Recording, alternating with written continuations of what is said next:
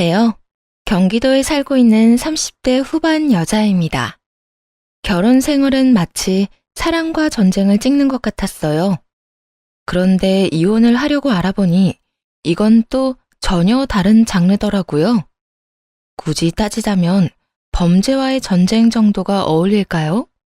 어쩌다가 생각지도 못했던 사건 사고가 제 인생에 끼어들게 되었는지 지금 다시 생각해도 꿈을 꾼 듯 믿기지가 않네요.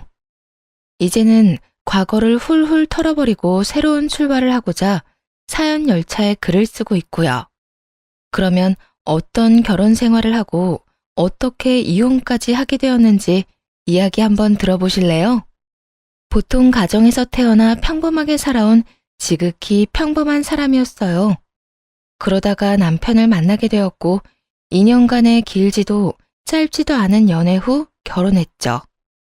연애 시절부터 형님의 이야기를 많이 듣곤 했었는데 남편의 말로는 능력자라고 하더라고요.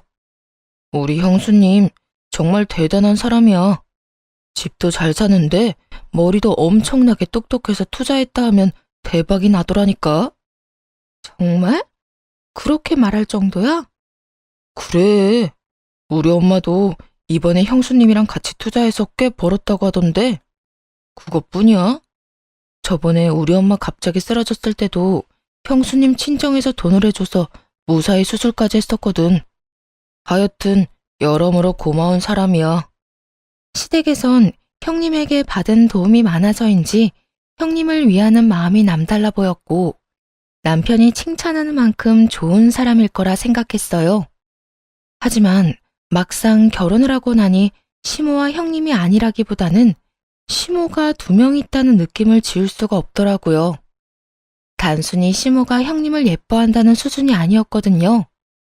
시댁은 마치 형님의 뜻대로 흘러가는 형님의 왕국과도 같다는 생각이 자꾸만 들었죠. 형님이 된장찌개를 먹고 싶다는 말 한마디면 기껏 다 차린 저녁밥상이 다시 차려지는 것은 물론이었고 형님이 조금이라도 인상을 쓰는 날엔 시모가 형님 눈치를 살피기 바빴어요. 거기에다 더한 건 시모의 생일 때였는데 한식을 사랑하는 시모가 형님의 뜻에 따라 스파게티와 리조또를 먹기도 했죠. 어머님, 이번 생신 땐 한식 말고 양식으로 모실까 싶은데 어떠세요? 제가 자주 가는 가게가 있는데 오랜만에 거기 음식을 먹고 싶어서요. 응? 양식이라면 스파게티 이런 거 말하는 거니? 꼭 스파게티만 있는 건 아니고 다른 것도 있긴 해요. 스테이크도 있고 샐러드도 있고요. 밥 종류 드시고 싶으면 볶음밥 같은 것도 있으니까 그리로 예약할게요. 그래. 그렇게 하자꾸나. 역시 우리 어머님. 뭐든 다 들어주셔서 감사해요. 어머님 최고예요. 아니다. 우리 맏며느리야말로 최고의 며느리지. 늘 고맙게 생각하고 있어. 고맙다고 최고라던 말과는 달리 시모는 자신의 생일날 제대로 먹지도 못하고 맛있게 먹는 형님의 얼굴만 구경만 하다 돌아가게 되었죠. 어른들이 먹기엔 느끼한 음식들만 시켜댄 형님 덕분이었어요. 이런 기이한 광경에 너무나도 놀랍고 당황스러웠는데 정작 시댁 식구들은 태연하더라고요.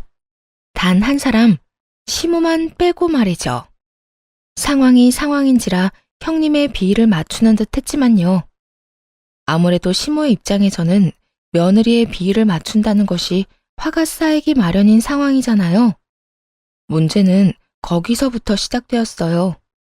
그리고 그렇게 시모의 마음속에 차곡차곡 쌓이던 화들은 저를 향하기 시작했죠. 처음엔 그저 시댁의 막내라 그런 것이겠거니 하면서 제일 어린 내가 일 좀 더 하자라는 생각으로 지냈어요. 그런데 시모의 짜증과 핀잔이 점점 도를 지나치더라고요. 그러다 보니 사람인지라 감정이 상하기 시작하더라고요. 무엇보다도 일을 조금 더 하는 것이 아닌 거의 모든 일을 혼자 하고 있더군요. 서러움과 분노가 폭발하기 직전이었죠. 여보, 나 진짜 당신 집에 가면 너무 힘들어. 왜? 누가 뭐라고 그래? 당신도 눈이 있고 생각이 있으면 알 거 아니야. 시댁에 가면 일은 일대로 나 혼자 다 하고 어머님한테 혼나는 것도 나만 혼나고. 그게 뭐야. 내가 무슨 어머님 감정 쓰레기통도 아니고 형님한테 당한 걸 그대로 나한테 다 풀잖아. 남편은 제가 시댁에서 어떤 취급을 당하고 있는지 전혀 모른다는 듯 순진무구한 얼굴을 하고선 시모의 대변인 역할을 하기 시작하더군요. 그런 남편의 모습에 더욱 화가 났고요. 에이, 그건 아니다. 우리 형수님이 엄마한테 무슨 짓을 한다고. 엄마가 당신한테 화풀이를 하겠어? 그냥 엄마는 당신한테 하나라도 더 알려주고 싶어서 이런저런 조언을 하다 보니까 그게 당신한텐 잔소리로 느껴졌겠지. 당신은 그렇게 생각하는지 몰라도 나는 전혀 그렇게 생각 안 해. 어쨌든 난 그런 취급 받으면서 더는 못 사니까 앞으로 시댁에선 당신이 알아서 좀 해줘. 남편이 이럴 때 마누라 편도 들고 보호도 해줘야 하는 거 아니야? 알겠어. 나만 믿어. 이렇게 큰 소리만 치면 뭐 하나요? 정작 시댁에 가면 저에게 관심을 가지기는커녕 형님 옆에부터 명령만 기다린다고 바쁘더군요. 한마디로 형님 말엔 찍소리도 못하는 그런 인간이었죠. 그러면서도 집으로 돌아오면 자신은 정말 몰랐다. 다음부턴 정말 신경 쓰겠다고 알랑방귀를 끼어대곤 했습니다. 당신 진짜 1억이야? 내 편 돼준다고 해놓고 왜 꿀먹은 벙어리가 되어버렸냐고. 여보, 난 진짜 몰랐어. 내가 설마 당신 구박당하는 걸 알면서도 가만히 있었겠어? 당연히 몰랐으니 못 도와줬지. 다음엔 당신만 보고 있다가 당신이 힘들겠다 싶으면 바로 나서서 도와줄게. 그러니까 화 풀어라, 어? 그때까진 남편을 사랑하는 마음이 남았던 터라 이런 말에 참고 넘어가곤 했는데 도저히 그냥 넘길 수 없는 상황이 생기고야 말았어요. 아슬아슬한 줄다리기를 하던 와중 명절이 다가왔거든요. 그 전부터 몸이 계속 좋지 않았는데 그날은 유독 속도 좋지 않고 피곤하기도 하고 여러모로 컨디션이 바닥이라 얼굴에 핏기 하나 없는 그런 상태였죠. 눈치가 없어도 너무 없는 남편조차도 안색을 살피며 걱정할 정도였으니까요. 여보, 안색이 너무 안 좋은데? 그래? 요 며칠 몸이 좀 안 좋긴 하네. 그냥 집에서 쉬어야 하나? 어떻게 하지? 일단 다녀오자. 빨리 갔다가 얼굴만 비추고 오는 게 나을 것 같아. 어머님이 혹시나 또 나만 일 시키려고 하면 당신이 좀 나서줘. 나 정말 오늘 너무 몸이 안 좋아서 그래. 알겠어. 나만 믿어. 그냥 집에서 쉬고 싶은 마음이 굴뚝이었지만 차마 그렇게 할 순 없더라고요.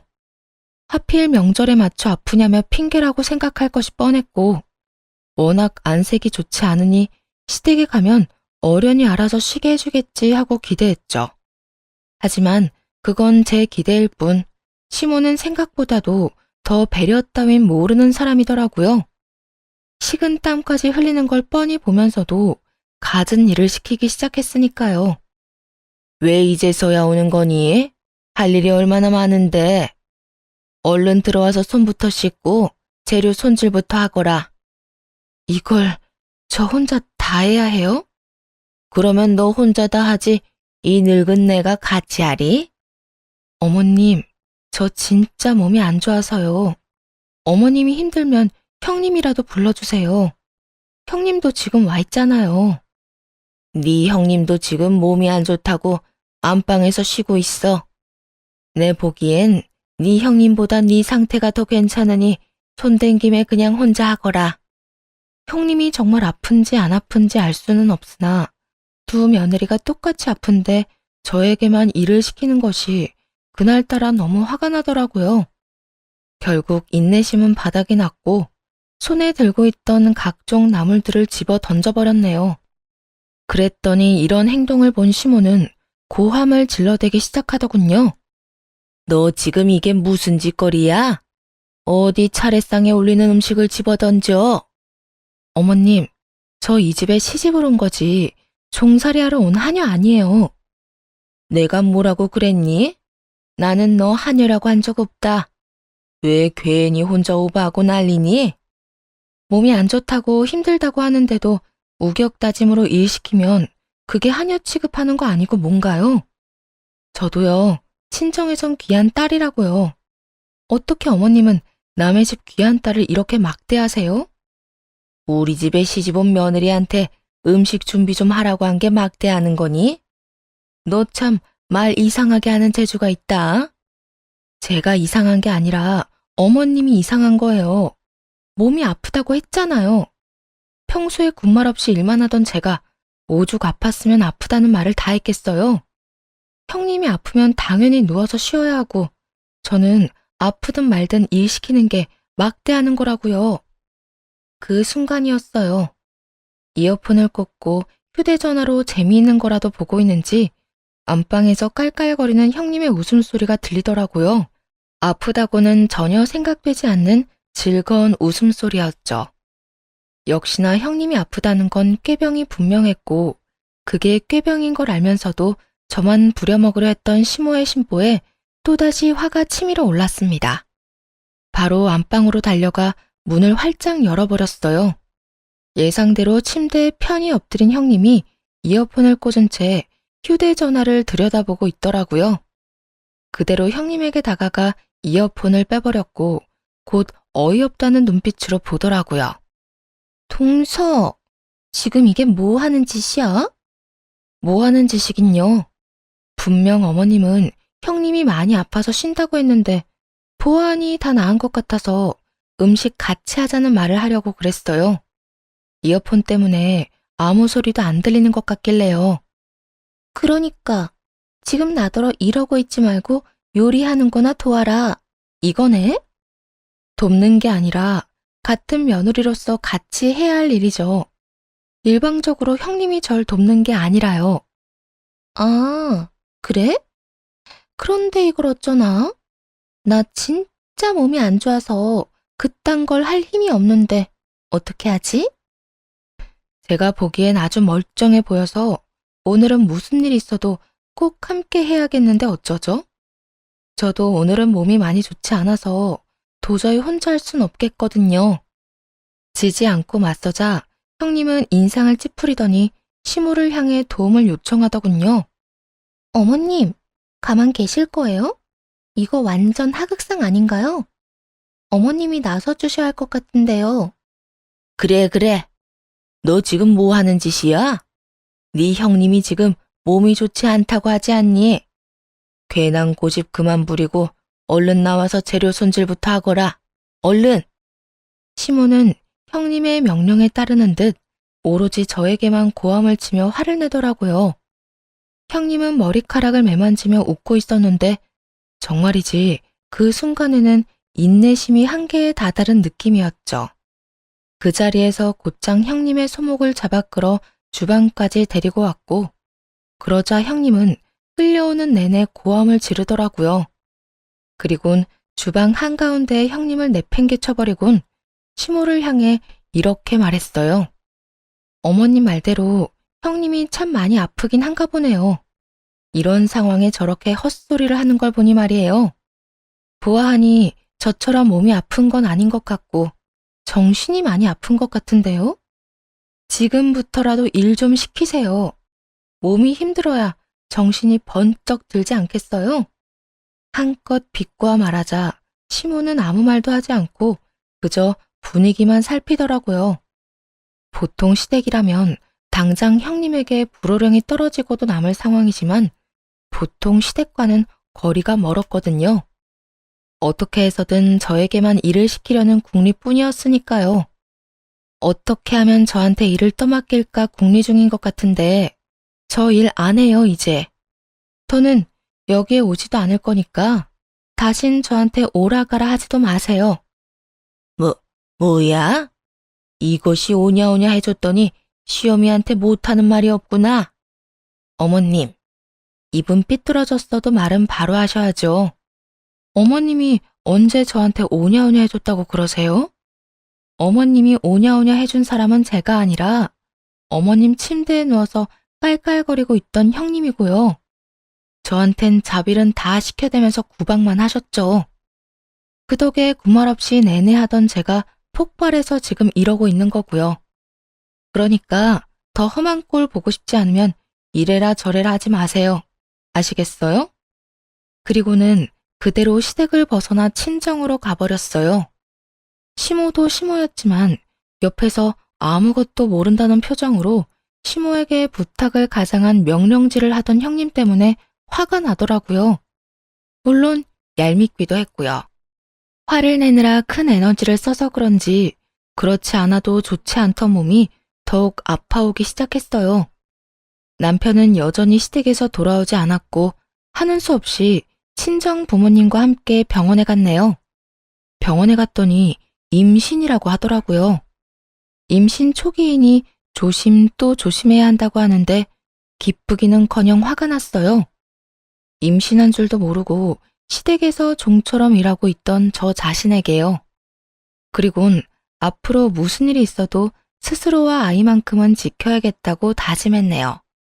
그날 저녁 친정 부모님께 임신 소식을 전해들은 남편이 친정으로 왔고 화가 많이 난 상태의 부모님은 남편을 앉혀놓고 다짐을 받아내시더라고요.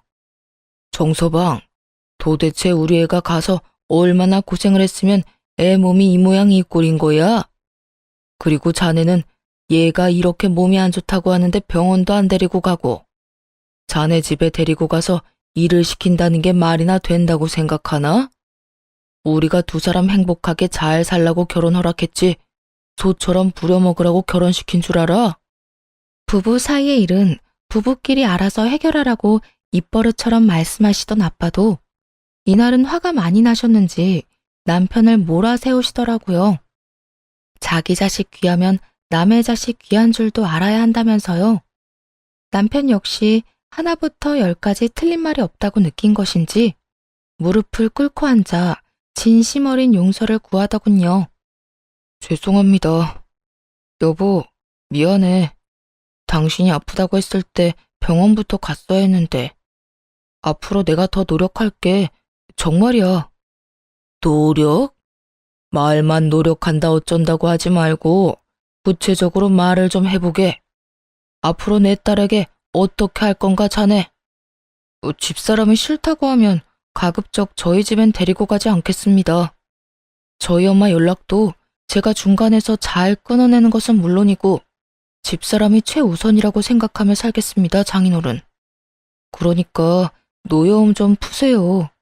진짜 반성 많이 하고 있습니다.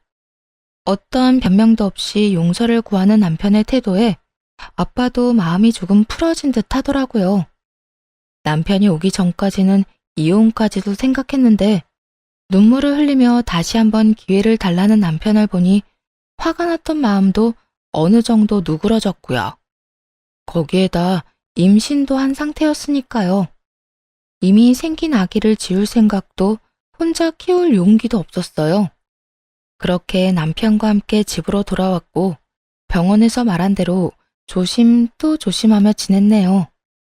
여보, 이제 내가 다 할 테니까 당신은 그냥 마음 편히 쉬기만 해. 알겠지? 그런 건 바라지도 않아. 제발 어머님만 만나지 않게 해줘. 이런 말까지 하고 싶진 않은데 어머님 때문에 우리 아기 잘못되면 진짜 당신하고 이혼할 거야? 알겠어. 내가 우리 집엔 잘 이야기할 테니까 그런 걱정은 말고 푹 쉬어. 하지만 웬걸요. 입덧이 유난히 심한 편이었고 빈혈도 심해서 아무리 조심한다고 한들 몸과 마음이 점점 힘들어져 갔어요.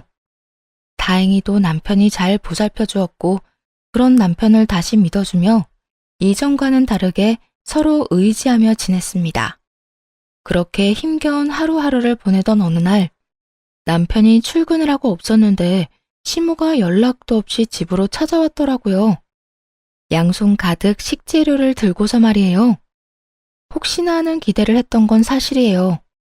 입덧이 심해 고생하는 며느리를 위해 몸에 좋은 음식을 해주려고 온 것은 아닐까 하는 그런 헛된 기대요.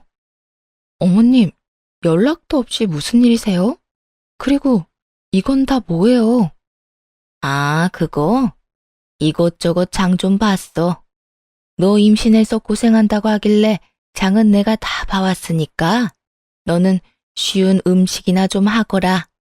시모는 턱으로 식탁 위에 올려둔 식재료를 가리키며 명령조로 말했고 그 순간 헛된 기대와 큰 착각을 했다는 사실을 깨닫게 되었죠. 곧이어 화와 함께 짜증이 확 올라오더라고요. 홀몸도 아닌데 일을 하라뇨? 그것도 들을수록 가관이었어요. 형님의 반찬을 만들라는 말이었으니까요. 임신한 제게 형님의 반찬 셔틀이나 시킨다는 사실이 황당하기 짝이 없었죠. 네? 지금 저보고 요리를 하라고요? 그래, 네 형님이 먹고 싶은 게 어찌나 많은지. 이 나이에 내가 며느리한테 밥상을 받지는 못할 망정 반찬을 해다 바칠 수는 없는 노릇이지 않니? 그러니까 네가 좀 해서 네 형님 좀 가져다 줘. 사람이 미쳐도 곱게 미쳐야 할 텐데 시모는 정신줄과 개념을 안드로메다로 보내버린 사람처럼 뻔뻔스럽게도 말도 안 되는 요구를 해대더군요.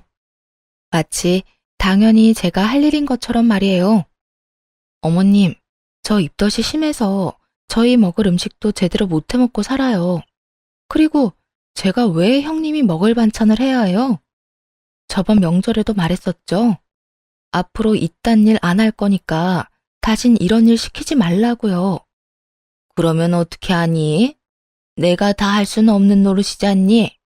그리고 임신은 너 혼자만 하는 줄 아니?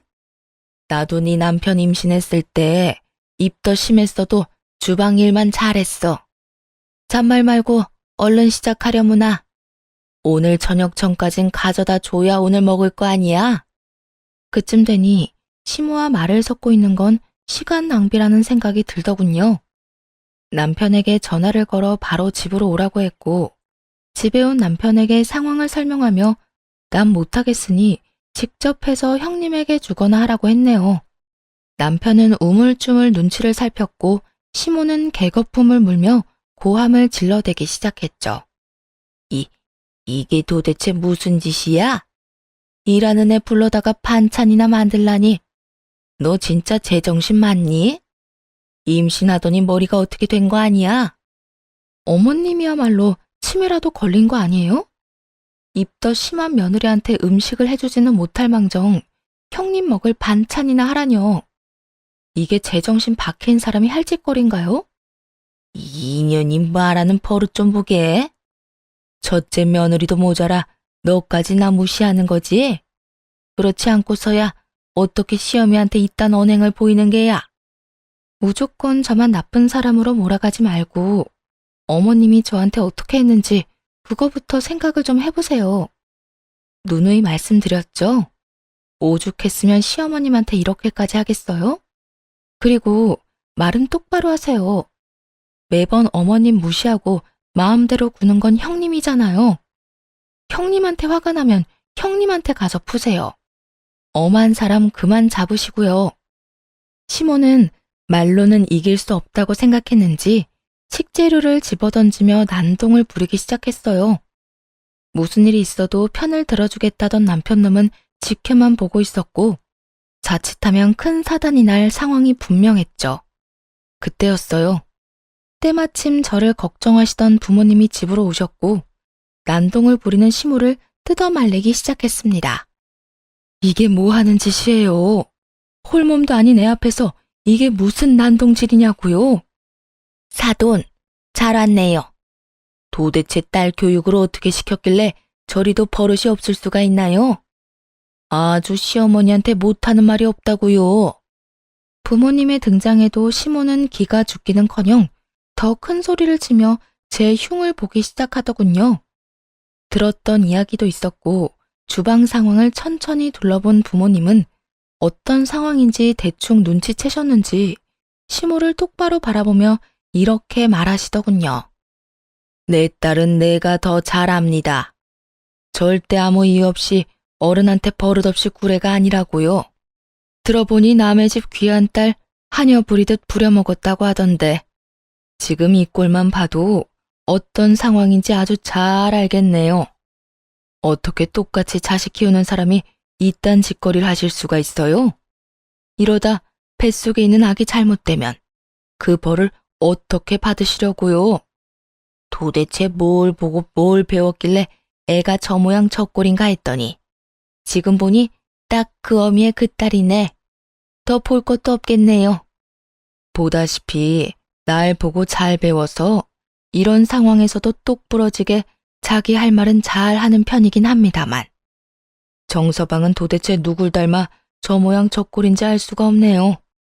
임신한 와이프가 이딴 취급이나 당하고 있는데 저리 구경만 하는 꼴이라니. 정말 한심해서 두 눈 뜨고 보고 있을 수도 없을 지경이네요. 엄마의 말에 시모는 얼굴까지 붉히며 언짢음을 온몸으로 표현하고 있더군요. 주먹을 꽉 쥔 두 손이 떨리기까지 하더라고요. 뭐라고요? 지금 말 다 했어요? 왜요? 고작 한심하다는 말에 그렇게나 화를 내는 건 아니죠? 겨우 그런 걸로 이렇게나 화를 내는 거면 저는 이미 사돈 머리채를 다 뽑고도 남았을 상황 아닐까요? 더는 험한 말 하고 싶지도 않고 사돈 같은 사람이랑은 더 이야기 나누고 싶지도 않으니까 당장 돌아가 주세요. 정서방, 뭐 하고 서 있나? 어머님 모시고 나가지 않고. 엄마는 남편을 향해 소리를 질렀고 남편은 그제야 시모를 끌고 집 밖으로 나가더군요. 시모가 나가고 난 뒤 그제야 온몸에 긴장이 풀리며 배가 아파오기 시작했죠. 이내 소리도 내지 못할 만큼 아파왔고 결국 유산을 했네요. 몸도 몸이었지만 마음이 너무나도 아프더라고요. 그리고 온갖 잡생각이 자꾸만 떠올라 힘들었어요. 후회와 자책들이요. 꼬리에 꼬리를 물던 생각은 이혼으로 이어졌고 살기 위해서는 꼭 이혼을 해야 한다는 생각이 들었어요. 더는 이런 말도 안 되는 집안에서 며느리, 아니, 종으로 살고 싶진 않았으니까요. 모든 것을 잃었다고 생각하며 병실에 누워있으니 남편이 오더라고요. 여보, 괜찮아? 내가 정말 미안해. 내가 엄마가 거친 행동할 때 말렸어야 했는데 나도 너무 당황해서 순간 머릿속이 멍해졌어. 내가 진작 나섰으면 당신이 이런 아픔은 겪지 않아도 됐을 텐데 미안해. 이렇게 말하며 손을 잡아오는데 확실히 마음이 떠났다는 게 체감이 되었어요. 남편이 잡은 손에서부터 온몸으로 소름이 번졌으니까요. 그래서 빠르게 남편의 손을 뿌리치고 말했어요. 아, 이제 와서 이런 말이 다 무슨 소용이야. 나 당신 아니어도 지금 충분히 힘들거든? 그러니까 혼자 있게 좀 해줘. 나 혼자 마음을 추스를 시간이 필요해. 어? 알겠어. 아무래도 혼자 조용히 시간 보내고 싶기도 하겠다. 내가 생각이 짧았네. 그러면 병원에서 몸조리하면서 뭐 필요한 거 있으면 연락해줘. 새벽이라도 부르면 올 테니까. 알겠지? 알겠으니까 이만 좀 가줘. 피곤해서 좀 자야겠어. 그렇게 남편과의 거리를 두기 시작했고 이혼을 준비하기 시작했습니다. 마음을 굳게 먹고 나니 남편과 시댁 식구들 모두 더는 꼴도 보기 싫더라고요. 병문안으로 오겠다며 시댁 식구들에게 연락이 오기도 했지만 그나마 다행스럽게도 그 순간엔 남편이 제 역할을 잘해주었네요. 그래서 혼자 조용히 이혼 준비를 할 수 있었죠. 이혼을 준비하며 남편의 재산을 알아보는데 놀라운 사실이 나오더라고요. 바로 남편 돈의 흐름이었어요. 꽤 큰 금액의 돈이 형님에게 흘러들어가고 있었는데 주기만 주고 받은 것은 딱 한 번밖에 없더라고요. 그것도 준 것에 비하면 터무니없이 적은 금액으로요. 언뜻 연애하던 시절에 들었던 말이 생각났죠. 형님이 투자 감각이 남다르다고 했던 말이요. 하지만 남편까지 이렇게 큰 금액을 투자하고 있다는 사실은 처음 알았어요. 그런데 이상하게 꾸준히 투자금은 들어가는데 이자조차도 없더라고요. 여러모로 의심스러운 상황이 분명했죠. 그래서 형님의 뒷조사를 했고 결과는 정말 놀랍기 그지없었습니다. 사모님, 이 여자 정말 대단한 사기꾼인데요? 친정이 부자라는 것도 투자에 일가견이 있다는 것도 다 거짓말이에요. 부모는 어디서 뭘 하는지 알지도 못하는 상황이고 투자 명목으로 받은 돈으로 이 백화점 저 백화점 돌면서 쇼핑하는 게 다였어요. 이런 건 수법이 뻔하거든요. 일단 돈부터 투자받고 한 달 뒤엔 일부 수익금이라고 하면서 돈을 좀 주는 거죠. 한 달 만에 생각보다 더 큰 수익금이 생기니까 사람들은 혹해서 더 많은 투자를 하게 되고 그 투자금으로 또 다른 투자자들한테 수익금 챙겨주고 돌려막는 거죠. 이렇게 반복하면서 몇 달 뒤부턴 한동안은 정산이 되지 않으니 기다려달라 이런 식으로 속여나가는 거예요. 조금만 알아보면 단박에 속았다는 걸 알 수 있을 텐데 이렇게 긴 시간 속고 살았다는 게 대단할 지경이네요. 하고 다니는 꼴 보니까 이미 투자금은 다 쓰고 없을 거예요. 요즘은 또 다른 사람들 만나고 다니면서 작업하는 것 같던데 더 큰일 터지기 전에 영 끊는 게 좋으실 겁니다. 정말 대단하지 않나요? 애초에 그렇게 자랑하던 친정은 없던 것이었고 투자 감각이 남달랐던 것이 아니라 사람을 속이는 것에 남다른 재주가 있었던 것이었죠. 흥신소 직원의 말처럼 조금만 알아봤더라면 그런 피해는 없었을 텐데요. 멍청한 시댁 식구들과 남편놈은 형님이 큰 돈을 벌게 해줄 거라 믿어 의심치 않으며 가져다 바쳤더라고요. 거기에다가 그런 여자에게 잘 보이려 절절매고 사는 것은 물론이고 저만 쥐잡듯 잡아댄 시댁 식구들이 참 한심하다는 생각이 들더군요. 일부러 이혼 준비를 위해 입원 기간을 길게 잡았고 준비가 끝나던 날 퇴원을 했어요. 그리고 퇴원하는 저를 데리러 남편이 병원으로 왔고 모든 사실을 알고 있던 부모님은 병원 앞에서 기다리고 있었죠. 남편은 오랜만에 본다며 안으려고 다가왔는데 그런 남편을 피하며 이혼을 통보했습니다. 우리 이혼하자. 갑작스러운 이혼 통보에 남편은 멍하니 서 있더라고요. 꿈이라도 꾸는 건가 하는 정신이 나간 표정이었어요. 남편이 현실을 직시할 때까지 기다렸고 이내 되묻더군요. 이혼? 지금 이혼하자고 한 거 맞아? 내가 잘못 들은 거 아니지? 응, 맞아. 우리 이혼하자. 여보, 갑자기 무슨 이혼이야? 내가 뭐 잘못한 거 있어? 아니면 내가 뭘 섭섭하게 했어? 그런 게 있으면 말해. 그게 뭐든지 내가 다 고칠 테니까. 당신한텐 갑자기구나. 난 계속 고민하다가 내린 결정인데. 뭐? 그게 무슨 소리야? 나 계속 고민했었어. 당신이랑 당신 집안이 형님은 여왕님 대접해주면서 나는 하녀 취급할 때마다 이혼 고민했었다고. 그런데 그때까진 당신을 사랑하는 마음이 크기도 했고 아기도 생겼으니 참고 더 살아보자 했던 거야. 그런데 결국 어떻게 됐어?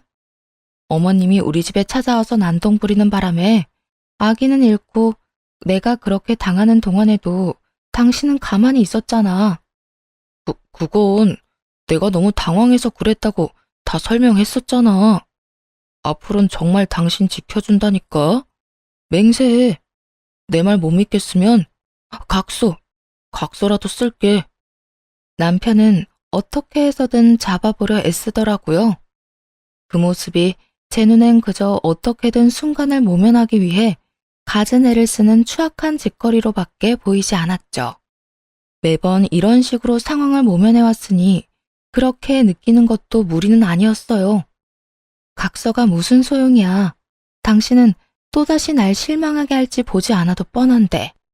그리고 당신이 앞으로 목숨 걸고 아껴준다고 한들 난 당신한테 마음 떠났어. 이제 당신이란 사람이랑 마주보고 싶지도 않고 같은 곳을 보면서 함께하고 싶지도 않아. 그러니까 우리 이혼하자. 여보, 그러지 말고 제발. 남편은 바닥에 무릎까지 꿇고 빌었지만 아무 감정도 들지 않더라고요. 가볍게 꿇은 무릎 따위에 흔들리기엔 그동안 받은 상처가 너무나도 컸으니까요. 당신은 나 절대로 못 지켜. 당신이 나랑 살려면 당신 집안이랑 인연 끊어야 하는데 그렇게 못하잖아. 말로는 다 할 거라고 하고선 내 뒤로 몰래 또 만나겠지. 그렇게 만나다 보면 자연스럽게 나도 또 만나야 할 테고. 내 말이 틀려? 그건 아무리 그래도 가족끼리 어떻게 연을 끊고 살아. 그러니까 당신은 당신 가족이랑 살아. 난 내 가족이랑 살 테니까. 그러면 법원에서 보자. 끝까지 이혼 반대하면 소송할 생각이니까 그런 줄 알아. 남편은 매달리면서도 시댁 식구들과의 연은 못 끊는다고 했고, 그로써 이혼에 대한 생각은 더욱 확고해졌네요. 그 후 서둘러 이혼을 진행했어요. 꼴도 보기 싫은 인간들과 하루라도 빨리 연을 끊어버리고 싶은 것도 있긴 했지만 형님이 저질러 놓은 일로 인해 불똥이 튀는 것이 싫었기 때문이었죠. 무사히 이혼을 했고 시모와 남편에게 각각 위자료를 받았네요. 그동안 당한 것에 비해 위자료가 적다고 느꼈는데 두 사람은 그렇게 생각하지 않는 듯 하더라고요. 하긴 가진 돈은 형님에게 다 줘버렸으니 위자료 줄 돈이 없기도 했겠죠. 지급 기한은 다가오고 도저히 돈을 구하지 못했는지 두 사람은 형님에게 투자금 일부를 돌려달라고 했나 보더군요. 하지만 그 돈은 이미 형님이 다 써버린 뒤였고 아무리 재촉해도 타당한 이유도 없이 돈을 돌려받지 못하자 그제야 사기인 걸 깨달은 모양이었어요. 법원에서 만난 세 사람을 본 적이 있는데 제 앞이라는 것도 잊은 채 막말에 언성까지 높이며 싸워대는 걸 봤거든요. 너 내 돈 어쨌어? 내 돈 내놔. 그 돈이 어떤 돈인데? 형수님, 장난치지 말고 돈 돌려주세요. 그 돈 제 전 재산이라고요. 그것뿐인 줄 아세요? 퇴직금까지 미리 받아서 투자한 돈인데 우리한테 받아간 돈이 한두 푼이 아닌데 그 돈이 하나도 없다는 게 말이 안 되잖아요. 아, 없어요, 없어. 그 돈 받은 지가 언젠데 그 돈이 아직까지 있겠어요? 형님은 눈 하나 깜빡하지 않고 시모와 전 남편에게 없다는 말만 반복하대요. 저 정도 뻔뻔함은 있어야 사람을 속이고 다니는구나 싶더라고요. 형님의 뻔뻔한 반응에 시모는 눈이 뒤집혀서는 형님에게 악을 쓰더라고요. 이년아, 오늘 너 죽고 나 죽자. 감히 내 돈으로 네 배불리는 짓거리를 해? 나를 속인 것도 모자라 내 머리 위에 앉아서 이래라 저래라 잘도 시켜 먹었어. 그 돈 나만 쓴 건 아니라고요. 어머님 병원비도 그 돈으로 해결했고 시댁에 크고 작은 일 생길 때마다 그 돈으로 다 해결했었잖아요. 도움받을 땐 우리 며느리밖에 없다고 살살 기더니 엄연히 따지면 다 같이 쓴 돈이니 사기는 아니라고요. 어쨌든 돈 없으니까 배째시던가요. 형님은 시모의 손에 이리저리 휘둘리면서도 뻔뻔스럽게 젖단 말을 내뱉더라고요. 그걸 지금 말이라고 해? 없으면 구해라도 와. 나가서 구걸을 하든 사기를 치든 상관없으니까 내 돈이랑 내 아들 돈 다시 토해내란 말이야. 그 돈이 어떤 돈인데?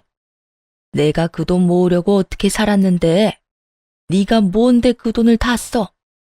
네가 무슨 자격으로 그 돈을 네 배를 불리는데 다 써버리냔 말이야. 시모는 결국 자리에 주저앉아 울기 시작했고 형님은 시모의 울음소리가 시끄럽다는 듯 귀를 후비더라고요. 전 남편은 허공을 응시하며 한숨만 내쉬고 있었고요. 그래서 전 남편과 시모가 불쌍했냐고요? 아니, 전혀요. 이혼하던 막바지에 전 남편이 악에 받쳐 이런 말을 한 적이 있어요. 너 내가 그렇게 빌었는데도 이렇게까지 나온다 이거지? 사실 우리 형수님한테 큰돈 투자했는데 수익금만 나오면 완전 대박이거든? 그때 가서 후회나 하지 마라. 너 없이도 난 잘 먹고 잘 살 거다 이거야. 이렇게 큰 소리를 쳤던 전 남편인데 결국 파국을 맞은 거죠. 그 꼴을 보게 되니 불쌍하기는커녕 통쾌하게까지 하더군요. 그 후 시모와 전 남편은 위자료를 만들기 위해 집까지 팔았더군요. 아시다시피 지급 기한을 넘기면 이자가 붙잖아요? 이자율이 생각보다 높았는지 어쩔 수 없었나 보더라고요. 가진 돈은 다 투자를 했고 하나 남은 집을 팔아 위자료를 주었으니 남은 돈이 얼마 되지 않아 시모와 전 남편은 함께 단칸방을 얻어 살고 있다고 들었어요. 형님께 속은 충격으로 시모는 몸져 누워 아무것도 하지 못한다더군요.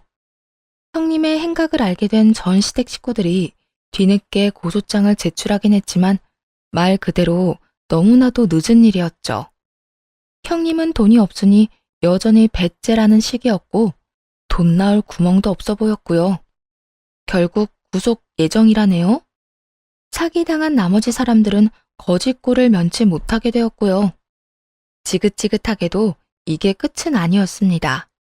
그렇지 않아도 오만정이 떨어져 있는 상황인데 시모와 전 남편은 저를 어디까지 더 힘들게 하려는 건지 찾아와 애원을 했거든요. 잘못을 저지른 것들이 꼭 한다는 대사를 읊어대며 말이에요. 여보, 내가 진짜 잘못했어. 아니, 형수도 아니야. 그 여자가 그런 사람이란 걸 진작 알았다면 당신이 그렇게 고생하게 두지도 않았을 거야. 내가 진짜 미안해. 그래, 아가야. 나도 그 빌어먹을 년한테 속아서 그랬던 거란다. 그년이 너한테 일 다 시키라고 하는 바람에 잠시 미쳤었단다. 그러니 옛 일은 다 잊고 다시 새롭게 시작하면 안 되겠니? 그때까지도 상처가 남아 힘든 시간을 보내고 있었는데 시모는 그런 제 앞에서 감히 옛일이라고 하더라고요.